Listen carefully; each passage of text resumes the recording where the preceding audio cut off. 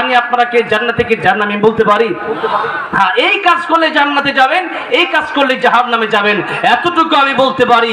কিন্তু কে জান্নাতি কে জাহান্নামী এটা বলার কথা, এই এই এই ব্যবস্থাটা, এই অবস্থানটা তুমি জানো না।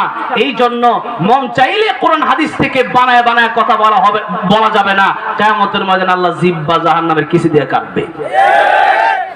এই হলো সরকারি হুজুর।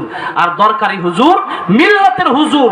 মিল্লাতের হুজুর হলো ওই আলেম, যে আলেম স্টেজে বসে কথা বলবে, কোরআনে যা আছে তাই বলবে, আমার রাসূলের সুন্নায় যা আছে তাই বলবে।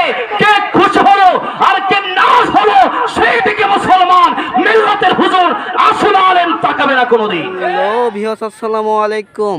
আবারও চলে আসলাম আপনাদের মাঝে SA24 ওয়াচ চ্যানেল থেকে। সবাইকে স্বাগতম এবং অভিনন্দন জানাচ্ছি।